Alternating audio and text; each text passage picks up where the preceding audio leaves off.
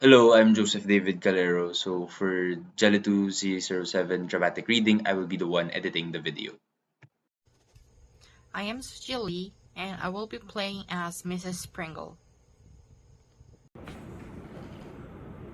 My name is Rafael Luis C. Penafiel, and I will play as Dunham. Hi, I'm Villanueva and I will be playing as Elaine. Dunham, I've just had a word with Mr. Harper that he was called away to the bedside of a friend who's very ill. He sent me these flowers. It's a good thing he did. I don't approve of young men refusing dinner invitations at the very last minute. I'll take the box and paper, Mrs. Pringle.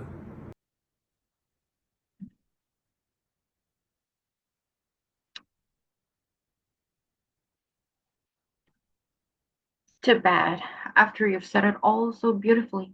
And it's getting so late. Someone might be coming at any moment. How's cook? Cook's in a temper as always, madam. I'm glad to hear it. She's like an actress. The better temper, the better the performance. As long as she serves us a good dinner, I don't care how much she swears. The rest of you can just keep out of our way. Where's Gustav? I'm sorry to have to say it, madam, but there's such an awful blizzard out he's sweeping off the sidewalk. Oh, dear me, yes. I should have ordered an awning. But who expected a storm like this? Here are the place cards, Mother, and the diagram. Shall I put them around? Yes, dear Elaine. I'm going up to look after your father. He's so helpless about his ties. Remove one plate, Dunham. Remove one plate, madam. Oh, madam, it is a certainty you will sit down with 13. 13? What? You're right, 13. We can never sit down with 13. That's all due to Mr. Harper's negligence. Sick friend, nothing. He's just one of those careless men who never answers their invitations in time. His flowers, indeed, to make me forgive him. Now look at the trouble he's put me to. 13! I wonder whom I could get to come in the last minute. Quickly, help me think. There's always Uncle George. He never opens his head. Mr. Morgan, madam, he always tells a joke or two. Well, Mother, I don't have to be at the table. It's your party anyway. Everybody's married and older than I am. Didn't I put you next to Oliver Farnsworth? Millions. He's worth millions. Well, he won't be giving me any. Can't he marry you? Are you going to try to make a good match for yourself? I fling every legerdemain I can at your head. Can't you finish the rest yourself? It's no use, Mother. You're trying to marry me off to anyone as important as he is. He frightens me to death. I lose my tongue. I'm as afraid of him as I'd be afraid of the Prince of Wales. The Prince of Wales. Oh, why wouldn't I give to have the Prince of Wales in my house? York has lost his heart to him. I was just telling Mr. Farnsworth yesterday that I'd give anything to have the prince here. I would establish my social position for life, and I've such a reputation for being a wonderful hostess. Dear me, the phone. Hello, Mrs. Sedgwick? Yes, this is Mrs. Pringle. What? No.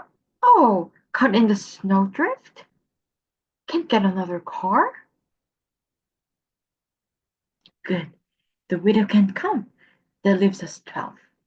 Remove 2 plates, Donna.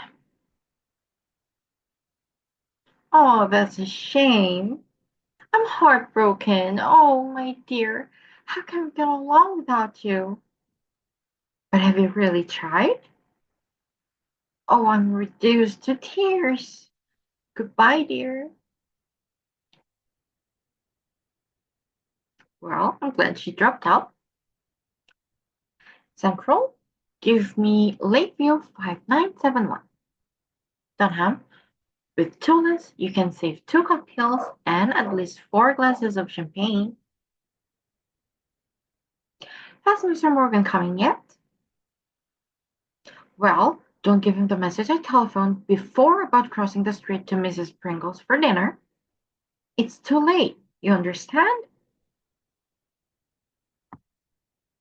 Well, anyway, I've invited Clem, returned my indebtedness, and saved my children. The liquor is getting low, madam. What with prohibition and entertaining so much? But, Mother, if you only have 12 people, Father can't sit at the head of the table. But he has to sit at the head. It looks so undignified when the man of the house is pushed to the side. There's no other way. There must be a woman at each end. How absurd! I always forget. Of course, 12 is an impossible number. I don't want to put any of these women at the head. There's Mrs. Darby, such a cat. I wouldn't give her the honor. And Mrs. Answer it, Dunham.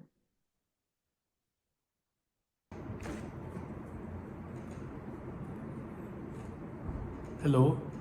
Mrs. Sprinkle's residence? A message? Yes, sir. What, sir? Mr. Darby, the doctor says your baby has the chicken pox. Chickenpox! Elaine? Mother! Yes, sir. Mr. Darby sends his apologies, but owing to the transmittability of the disease, Mr. and Mrs. Darby feel obliged to regret, and also their house guests, Mr. and Mrs. Fleetwood. That's far out. Then you're only 8. Quick, the plates. Dunham. Don't we know someone to invite the last minute? The Hatwoods. They don't serve drinks when they entertain. I can't afford to invite them to drink mine. The Greens. She's not interested enough. Mr. Conley. He never makes a dinner call, even after all the times I have invited him. Hester Longley.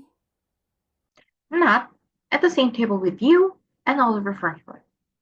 She's far too pretty, too clever. Where's her book? The Toppers. The Tuppers. Good heavens, Elaine. 6 in the family. That would get us back to 14. Then Father could sit at the head of the table. Well, try them. I'll rush and tell your father to hold up the drawing room. Ridgeway 9325. This is Elaine Pringle. What supper am I speaking to? Oh, Ella. Hello. I hope you haven't finished your dinner. We had a party arranged here at the last moment. Everybody's been dropping out. The blizzard. Can't you flock your family around the corner and eat with us? Mother and I thought we knew you well enough to call you like this at the 7th hour. You would? Oh, fine. 6 more plates on ham. What? Oh, well, but. Dunham, get Mother, quick. Yes, yes, of course. Love it. Why, certainly. Yes, my dear. All right. Great Caesar. Now what have I done? But what? Don't keep us waiting like this. What is it? Now I've done it. I've just done it. But I couldn't get out of it. I just couldn't. You weren't here. I always lose my hand and bungle things. What's the matter? Elaine, what is. I invited Ella and the family and she accepted. And then she said they had two house guests. And would it be all right? And of course, I said it would. And now we're 16. 16? But madam, the table's not that long. Elaine, that's just like you. No tact, no worldly wisdom. If I'd been at the phone, I'd have politely sat at my table. But you weren't at the phone. You ought to attend to such messages yourself. You know, I always lose my head. But the dishes, madam, and we only have 14 squabs. I won't eat any. But I must not be disgraced. We'll have to make the best of it and insert another board. But mother, I need not sit at the table. You're going to sit right next to Oliver Frenchman. Now, I don't wish to hear another word about it. But can't we squeeze him in without all the work of adding another board? If I move the plates and chairs closer. Have you forgotten that Mr. Tupper weighs something like 250 pounds? And Mrs. Conley has no waistline. It can't be done. Cook is in a rage, madam. She says she has only prepared for 14. I can't help it. She'll have to prepare for 16. Tell her to open cans of soup and vegetables, and But the ice cream forms in the gelatin molds. I'll pretend I don't like them. I'll pretend I'm on a diet. But I really wouldn't have to be at the table. Be still. The telephone. Now what? Don't answer it. It's driving me mad.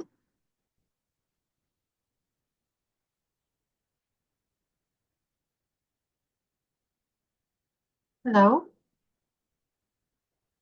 Yes, this is Mr. Pringles. Oh, yes, Jessica. What? The blizzard. You're cold. Too dangerous.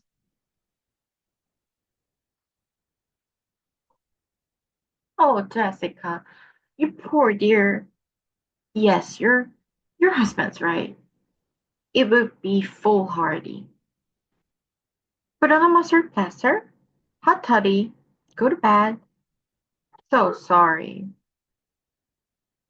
There's That's wonderful. Now we're just 14. But the cards are all wrong. Only six are coming who were invited originally. You'll have to make another diagram. How do you want them seated? Give it to me. Here are some fresh cards. What a mess! I spent hours over the diagram. So much depends upon having guests seated harmoniously. There's the front door bell. Dunham. I told Annie to answer it for you, but go. Peek into the drawing room and tell me who it is. You murderous instrument! What have you to say? Now what? Hello? Who? Mr. Farnsworth? Mr. Oliver Farnsworth? No, you're his secretary. His what? Instructed you to make his excuses? He had to leave for Boston at once on very important business. Oh, how dare he! How dare he! The last moment like this! No regard for hostess's feeling, no regard for the effort she goes to provide an evening's enjoyment, and such a good dinner planned, and he promised he would come. Business! I don't believe it. He didn't want to exert himself. Was afraid of freezing in the blizzard, as if he didn't have half a dozen limousines to carry him to the door. Selfishness, downright rudeness, and worth millions. Just a match for you, Elaine. And I was bound you should meet him and sit next to him at the table. And now, I don't know when I can give you a chance like this again. I'm perfectly furious. I'll never speak to him again. I won't be treated that way. Perhaps he really did have business and was called away. I, one of the most important hostesses in the city, people clamoring to receive my invitations. All my affairs are a success. I insist that they shall be. I can't bear a failure. I won't have a failure. She was my most important guest. She's such a man's man, so important financially. Every other man considers it an honor to meet him. And now, not coming. I'm furious. Furious. It's all this damnable blazer. No, I will have to stay away from the table. His not coming makes us 13 again. Go to bed. Go up to the nursery. I'll send you milk and crackers. But, Mother, it's not my fault that he had business out of town. Yes, it is. If you'd perk a bit and not be so timid and make something of yourself, he would hear about your attractions from other men and be curious to meet you himself. Oh, what a family I have. No one to help me with my ambitions. Go to bed. I certainly won't sit down to 13. Go to bed. Get out of my sight. It was Mr. Morgan, madam. Mr. Morgan. But I telephoned his maid to tell him not to come. He couldn't have received the second message, madam, for I heard him explaining to Mr. Pringle how happy he was to receive your telephone invitation. That makes you 13 again. Unless you don't want me to go to bed. Of course. I don't want you to go to bed. We're back to where we started. 14, Dunham. I'll get the cocktails ready, madam. Annie told me there were several motors making their way through the snow. It's late now and Cook's swearing about the dinner getting too dry. I won't answer it. I should say not. Hello? What is it? Yes? Yes, Mrs. Tupper. Yes, Mrs. Tupper. But now you must come. We're prepared for you. Yes, for 8 of you. Your daughter told my daughter about your house guests, and we're delighted to have them. But now we're set for you. But every plate is set.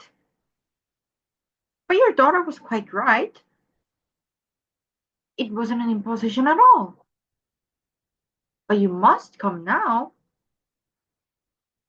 Of course, my daughter has an authority to invite the guests of. Oh, 8 isn't at all a big number. There's room. The table's all set. But I beg of you.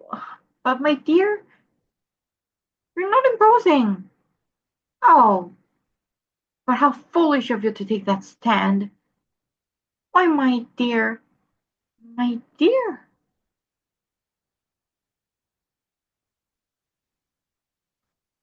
Now, what do you think of that? Mrs. Tupper is perfectly furious at Ella for telling you about the house guests, and says Ella has no tact, that nothing would induce her to bring 8 when invited 6. So she's leaving Ella and Harry at home. Only 6 are coming. Remove 2 plates, Dunham. We're 12 after all. But if you leave it 12, Father can't sit at the end. I shall go mad. I'll never entertain again. Never, never. People ought to know whether they're coming or not. But they accept and regret, and regret and accept. They drive me wild. This is my last dinner party, my very last. A fiasco, another fiasco. A haphazard crowd, herd together when I had planned everything so beautifully. Now, how shall I seat them? How shall I sit them? If I put Mr. Tupper here and Mrs. Conley there, then Miss Tupper has to sit next to her husband, and if I want Mr. Morgan there, it's impossible. I might as well put their names in a hat and draw them out of Wyndham. Never again.